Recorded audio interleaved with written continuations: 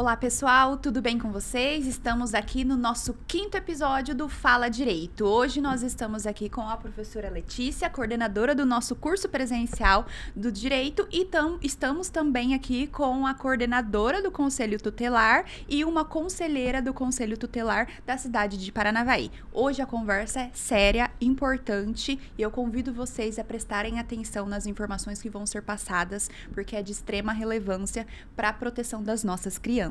Boa tarde, meninas, tudo bem com vocês? Boa tarde, professora Milene. Bom, primeiramente eu gostaria de agradecer a presença da Cláudia Piccoli, que é a coordenadora do Conselho Tutelar, conselheira eleita agora nesse ano, nessa gestão no Conselho Tutelar da cidade de Paranavaí, e também a Tayla Ruiz, que está aqui com a gente, que é uma conselheira tutelar, e elas vão falar um pouquinho da experiência delas dentro do Conselho Tutelar. Eu acho que é muito importante, estamos aí no mês de maio. Eu sei que uma das coisas que nós falamos aqui, inclusive, é que maio é o mês que mais se fala, mas deveríamos falar mais sobre o Maio Laranja, né? O Maio Laranja, ele deveria se estender a todos os meses do ano, em decorrência da importância desse tema. E o que é o Maio Laranja, gente? O Maio Laranja é um mês de combate ao abuso e exploração sexual da criança e adolescente. Então, falar sobre exploração sexual de criança e adolescente é muito grave, né? É algo muito sério.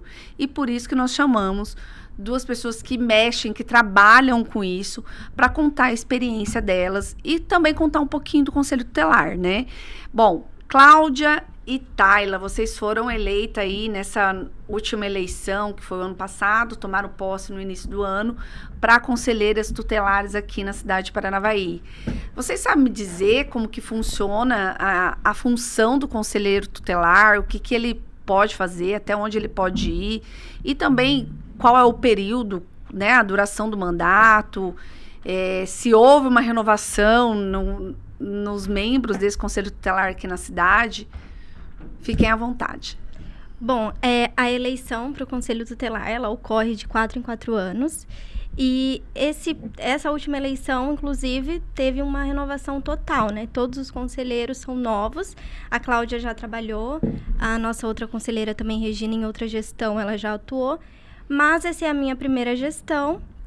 E ocorre por meio da votação, né? A população vai, vota no candidato, a gente fala um pouquinho sobre as nossas propostas para melhoria, né? Em relação à criança e adolescente. E a gente trabalha de frente a isso, né? A gente trabalha para que os direitos das crianças e dos adolescentes sejam garantidos.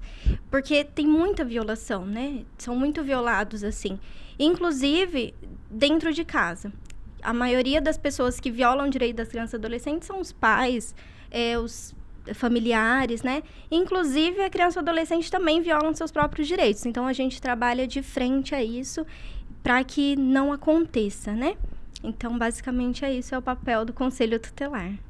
E essa eleição ocorre de 4 em 4 anos, né? Isso. Você disse. Aqui na cidade teve uma renovação para conselheiro tutelar? Vocês tiveram uma renovação do quadro de conselheiros tutelar nessa última eleição ou não? Permanecem os mesmos? Renovou 100%. 100%? Isso. Isso diz muito do que a sociedade está precisando necessariamente, né? Então, quer dizer, é uma necessidade que é latente e que isso está refletindo diretamente na escolha dos membros do Conselho Tutelar. Até por uma conscientização, né? Você que está aí em casa e não sabe, de 4 em 4 anos, na sua cidade vai ter a eleição para o Conselho Tutelar. É muito importante a participação popular, né? Porque é uma das entidades de maior proteção e que é exigida a maior proteção e o maior trabalho frente à proteção dessa criança, desse adolescente, para os direitos dessas crianças, desses adolescentes. Mas o que eu trouxe elas aqui, né? Nós estamos aí no Maio Laranja. Esse Maio Laranja fala muito da questão da exploração sexual. Vocês sabem me contar um pouquinho da história, de onde surgiu o Maio Laranja dentro do nosso país, né? Que se fala tanto no mês de maio? O Maio Laranja, ele teve início, né, após a morte da menina Araceli, né? Houve a morte da criança, ela tinha 8 anos à época, era uma criança de Recife, que foi no caminho entre a escola e a volta para casa. Ela perdeu o ônibus, né? Diz que se distraiu brincando com um gatinho, perdeu o ônibus e ficou, né?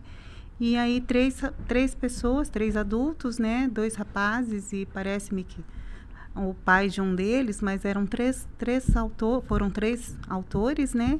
Eles sequestraram essa menina, né? Eles doparam ela, passaram dias, né? Abusando sexualmente dela.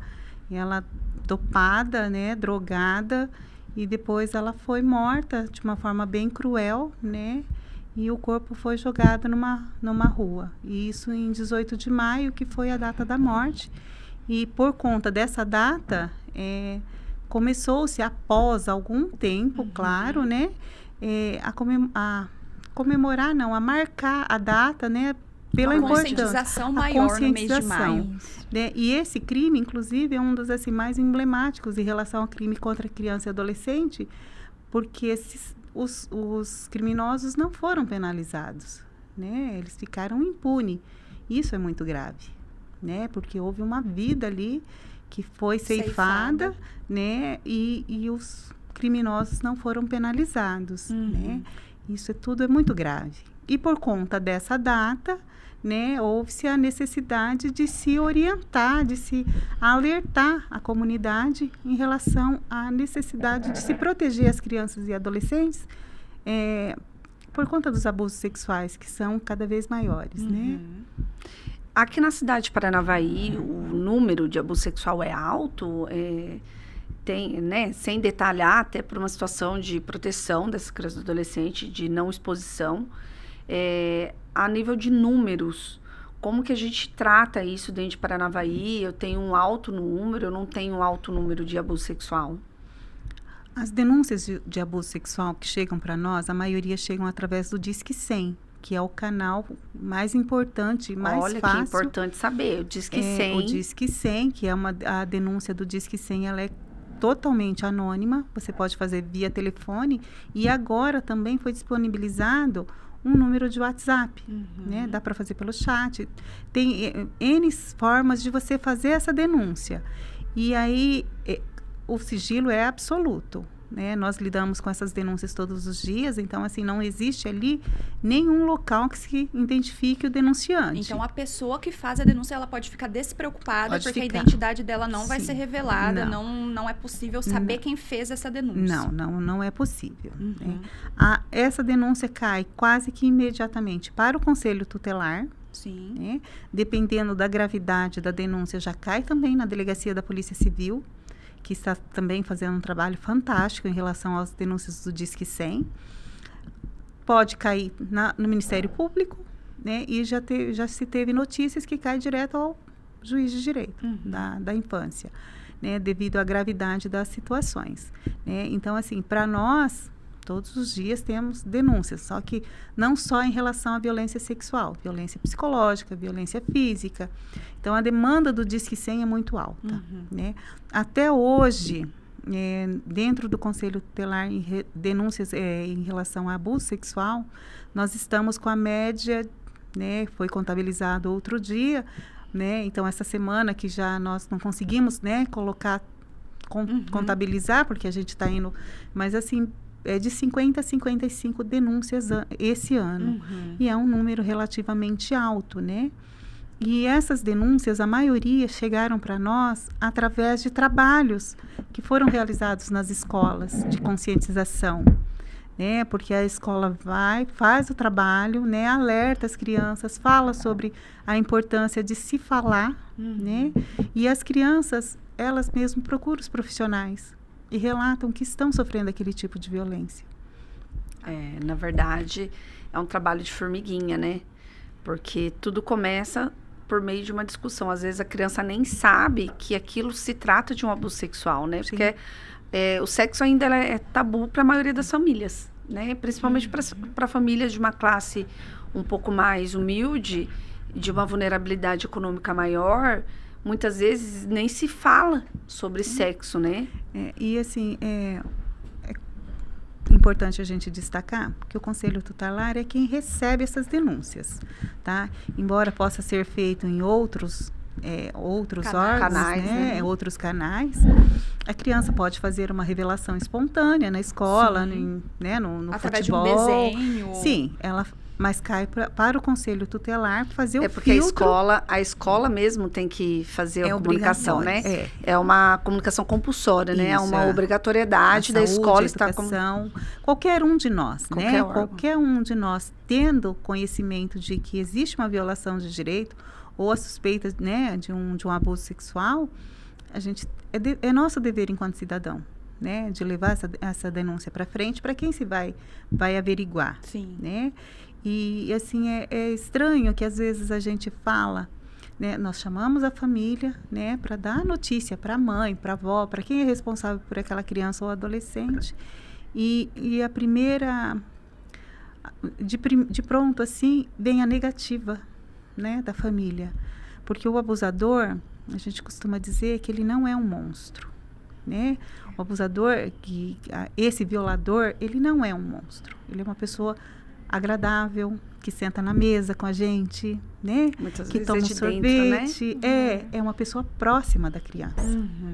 Né? Ele não é um monstro, ele faz coisas monstruosas, porque se ele fosse um monstro, era fácil. A criança não se aproximava dele. Exatamente. Né? Mas ele é uma pessoa ele precisa cativá-la primeiro, né? É uma pessoa da confiança da criança. Né? Então, quando a gente noticia isso para a família, vem a negativa. Não, ele não faz isso. Ele não é assim, né? Ele não é assim. Por quê? Porque normalmente essa pessoa, né, esse abusador, ele é o provedor da família. É ele que sustenta a família. Então há uma vulnerabilidade econômica também, né? E daí vem, em alguns casos, né, a culpabilização da criança e do adolescente. Mas se houve esse tipo de abuso, foi porque ela provocou, porque ele provocou. Né? Então vem também que é muito triste a gente verificar a não confiança na fala da criança, né? A criança está pedindo socorro, ela fala para a família não acredita, né? Geralmente por quê? Porque o abusador é uma boa pessoa, né? Que não é, né? A gente sabe que ele não é uma boa pessoa, mas ele teve a confiança dessa criança e aí é onde tudo acontece. Já é provado que 70% dos abusos sexuais acontecem dentro de casa, né, de pessoas próximas do contato da criança, né, são pais, tios, irmãos, mães, né, avós, né, então são pessoas que a criança tem confiança. E é importante a gente deixar claro como que os pais devem conversar com os seus filhos sobre a questão da sexualidade, né? Por quê? Porque a partir do momento que essa criança ela tem a educação daquilo que pode ser tocado, daquilo que não pode ser tocado, ela vai tomar consciência de uma situação de abuso, né? E o abusador não gosta de crianças que têm esse conhecimento. Sim. Então, a falta de conhecimento acaba auxiliando para que essas pessoas ajam dentro da sociedade. Sim. Né? Eles acabam ajudando com que o número de abusos cresçam. Porque, veja só, você falou de 50, 55 denúncias. E isso são casos que são notificados. Sim, né? São notificados, porque a maioria... existe ainda, né, esse conceito de que as pessoas não querem se envolver, né, na vida do outro. Né? Então, muita gente tem conhecimento que a criança tá em sofrimento, mas também não se acredita na criança. Né? As pessoas têm essa dificuldade em acreditar na fala de uma criança. A criança pode até, de repente, contar uma mentirinha, tal, né? Normal de criança, fantasiar alguma coisa. Mas fantasiar um abuso sexual é muito sério. Sim. Né? Para ela fantasiar com detalhes, fazer um desenho com detalhes, não é uma fantasia, é algo que ela presenciou. Eu acho que o mais frustrante é isso, né? A gente faz todo um trabalho para a criança tomar coragem, falar o que está acontecendo com ela. E quando ela faz isso, as pessoas não acreditam, né? Nem a própria mãe. Então, isso é muito frustrante, assim. A gente faz uma coisa, a gente move muitas coisas no Conselho Tutelar também. Vai até o fim, mas... Outros órgãos, né? Porque vocês dependem do trabalho de outros órgãos. Acaba morrendo nada e morre na praia, né? Basicamente. Porque, na verdade, o Conselho Tutelar, ele é um órgão que ele não pode... Ele executa algumas ações, mas determinações... Não cabe ao Conselho Tutelar, né? Sim, o Conselho, ele recebe a denúncia, a gente acolhe a denúncia e encaminha. Só que, assim, em casos de abuso sexual, a gente sabe, né, que as pessoas costumam dizer, mas isso não dá nada, né? Mas o abuso sexual, ele é tão grave, né? Que a pena é maior, não é, doutora, que para um abusador do que para um assassino, não é? Sim. Então, o estupro de vulnerável, né? Ele tem uma pena maior do que o 217 do Código Penal. Então, e a gente vê que aqui na cidade, na nossa cidade, as coisas estão fluindo, né? A Delegacia da Mulher, ela tem se empenhado muito. Sumiu, né? Assumiu um novo delegado o ano passado, então ele... Doutor Luciano, a gente vê que ele é uma pessoa assim, que ele é bem proativo mesmo, então ele está indo atrás, né? O promotor também, ontem ele fez até uma fala bem bacana, sabe, em uma palestra que tivemos, né, que ele é uma coisa que ele também não tolera, né, então a gente sabe que o judiciário também, ele não é omisso, né, a delegacia trabalha, o conselho está buscando, né, mas para a gente chegar, né, nesses criminosos, nessas pessoas, nesses violadores, a gente precisa da denúncia, né. Porque sem a denúncia... E da conscientização, da conscientização. Na conscientização. Eu acho que uma sociedade patriarcal ainda... Paranavaí ainda é uma sociedade patriarcal, com requisitos muito fortes dessa sociedade patriarcal. E aí a gente não consegue trabalhar algumas temáticas dentro das famílias. Talvez seria, né, uma política pública de conscientização, que é muito difícil, porque é algo que vai demorar muito para surtir efeito, né? As escolas, a gente tem visto, né, nas escolas, elas estão fazendo um trabalho bem bacana, né? Principalmente a Secretaria Municipal de Educação. Todas as escolas, a gente vê que eles estão com esse trabalho, né? E é um trabalho constante, né? Porque eu acho que a primeira infância, ali onde estão os pequenininhos, né? Onde estão as nossas crianças, é que aí precisa ser trabalhado, né? Porque a gente sabe que uma criança que sofreu uma violência sexual, ela precisa ser tratada, né? O psicológico dela precisa carregar traumas, né? O desenvolvimento da personalidade dela está ali aflorando nesse momento, né? E ela precisa desse cuidado para que ela não seja um adulto com traumas e que venha a replicar os atos que ela sofreu na infância. Exatamente. Sim. Então, quanto mais redução de danos na vida dessa criança, melhor. Sim. Né? Porque a gente vê... É a quebra do ciclo, né? Sim. É necessário. Ela tem que saber que se isso é cultural na família dela, se veio, se o avô abusou do pai, o pai abusou do outro irmão, não é necessário que ela continue assim. Ela tem que saber que o ciclo pode ser quebrado e por ela, né? Mas para isso é necessária informação. E a gente tem visto, sabe, esses trabalhos assim nas escolas, né, de conscientização, né, de incentivar a criança realmente a pedir socorro, né? E tem surtido efeito. Muitas denúncias surgem a partir desses trabalhos? Sim, muitas. É porque são é as natural, revelações, né? as revelações espontâneas, que hoje é pela lei, né? Nós temos agora a criança, nós enquanto conselho não podemos ouvir uma criança. Porque ela precisa daquela escuta especializada, sim, né? Hoje a gente mas aí a partir desse trabalho de conscientização que está sendo feito nas escolas, as crianças apropriadas do conhecimento, elas já vão e pedem socorro, né? Chega lá e fala, tia, aquilo que você falou que o pai não pode fazer, o meu pai faz comigo. Né? É muito triste, né? Isso. Então, aí a escola recebe aquela denúncia, né, o que a criança falou, e encaminha para o conselho tutelar. Aí vai para nós, e daí a gente já dá sequência, a gente já encaminha essa criança para escuta especializada, que é quem pode ouvir a criança, né? Aí, diante da fala dessa criança, outras medidas são tomadas, né? Principalmente as medidas judiciais. Lembrando que a escuta especializada, gente, é algo que é realizado por psicólogos, né? Sim. Com um estudo específico, um preparo específico, para estar escutando essa criança, até para não ocorrer a revitimização, né? Para que essa criança não fique revivenciando aquela situação o tempo todo. Sim. Né? A cada vez que ela é ouvida. E isso é muito importante, né? Talvez até um serviço de conscientização e qualificação das escolas, né? Para que essas pessoas que lidam com esse primeiro momento desse relato, como que elas têm que saber, né? Passar isso e não chamar, né? É importante você, como educador, saber que você não vai poder chamar a criança e querer que ela replique tudo aquilo que ela viveu, porque isso ocorre. o fenômeno da revitimização, né? Para que ela não sofra ainda mais com uma violência, com uma violação de direito que já aconteceu, né? Essa é uma lei nova, né? De 2017. Anteriormente, a gente, enquanto conselho, a gente poderia ouvir a criança. Chegava uma denúncia de abuso. Você colocava termo, né? Então, aí se revelasse na escola, a gente às vezes ia até a escola, né? Ouvia a criança, né? Reduzia a termo, mas isso depois ia à delegacia, a criança era chamada na delegacia para prestar depoimento. A audiência no fórum, a criança ia lá, né, relatava tudo novamente aquilo que foi dito, mesmo tendo relatos já.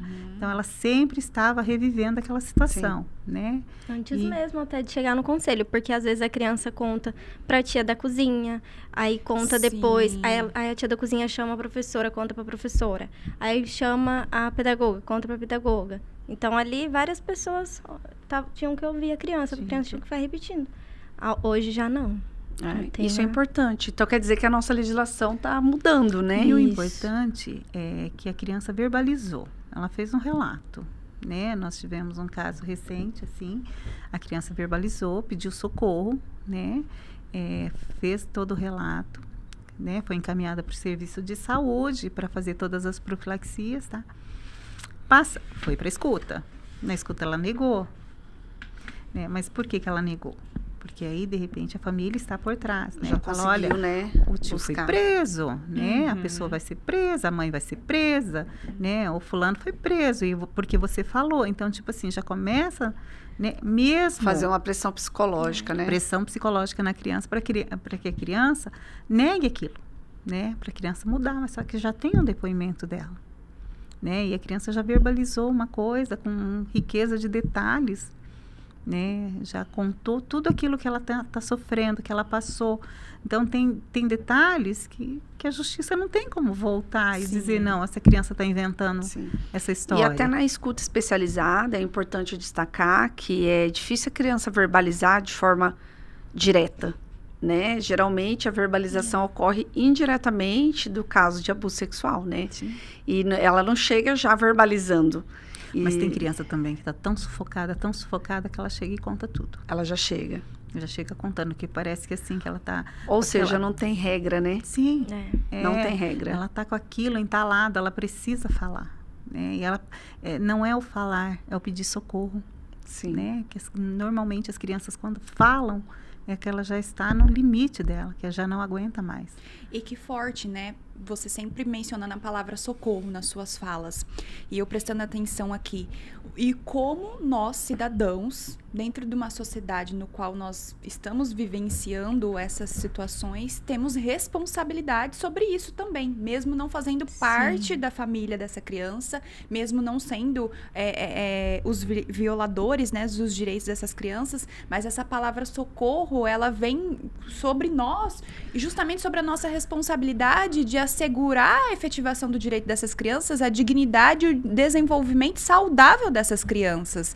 Então, é como você falou na sua fala, muitas vezes por medo e por não querer ter essa cultura de não me envolver no problema do outro, a gente acaba fazendo de conta que isso não acontece. Sim. Que nós estamos numa cidade perfeita, numa cidade onde as famílias se amam e se respeitam e preferimos cuidar das nossas próprias vidas e não olhamos com empatia para o sofrimento do outro. Mas aí nós estamos também, né, praticando um crime. Exatamente. Né? Exatamente. Eu acho que quando a gente se omite diante de um crime, principalmente em relação a uma criança, um adolescente, a gente é tão criminoso quanto o violador. A nossa responsabilidade social, né? Nossa responsabilidade com a futura geração. Sim. São eles que vão estar nos nossos lugares daqui a alguns anos e nós precisamos que eles possam se desenvolver da melhor forma possível para o bem próprio deles, como pessoa, personalidade deles, mas para nossa própria sociedade.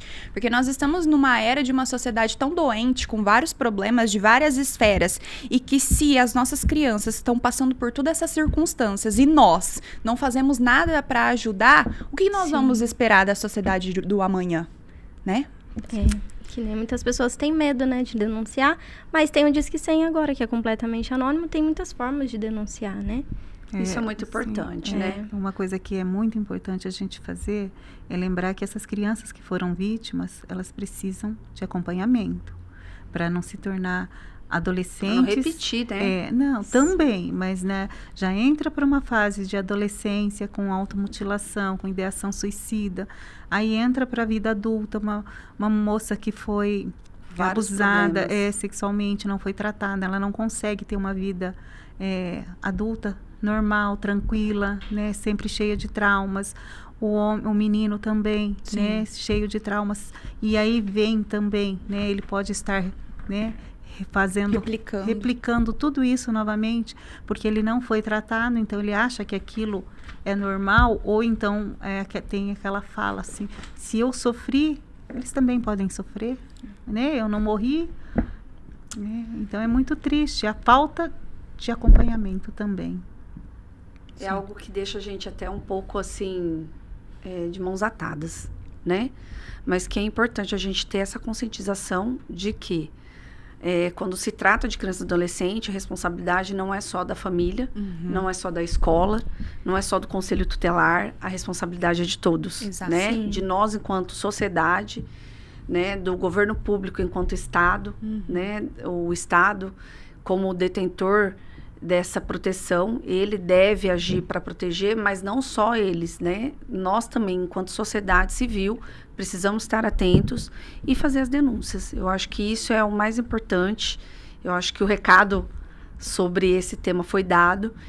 E antes de finalizar, já fica o convite, Cláudia e Tayla, para a gente discutir sobre temas que vão tratar de direitos, o que é importante a gente tratar de direitos de criança e de adolescente, e vir fazer um episódio só desses direitos, de rede de proteção, como que funciona a rede de proteção aqui do município, né? Talvez trazer até mesmo o delegado da Delegacia da Mulher, junto com o promotor de justiça, para a gente tratar de vários setores do Estado, da rede de proteção, e como que a gente faz isso funcionar, né? E qual que é o papel da sociedade com relação a isso.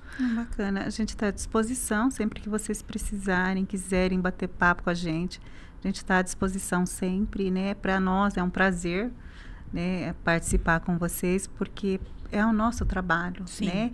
E a conscientização, quanto mais a gente levar isso, né, essa consciência da necessidade, né, de ter esse olhar mais humano sobre essa população mais frágil, né, que são as nossas crianças, quanto mais a gente levar isso, para nós é melhor, né? Porque essa é a nossa função, é zelar para que os direitos das nossas crianças sejam efetivados, né? É isso aí. Conselho tutelar não é bicho-papão, né? Não é polícia de criança e não dá susto, porque tem muita gente que pede, né? Falar, você pode vir aqui na escola para dar um susto nos alunos? Não é a nossa função. Nossa função é zelar pelos direitos, né? E isso a gente quer fazer com excelência. Muito obrigada. Meninas, muito obrigada. E fica aí uma conversa para conscientização. Nós, como cidadãos, se ficarmos sabendo ou tivermos notícia de crianças e adolescentes em sofrimento, que nós possamos ter a coragem de fazer as denúncias em busca de um futuro melhor para a nossa própria sociedade. Até mais. Até, gente.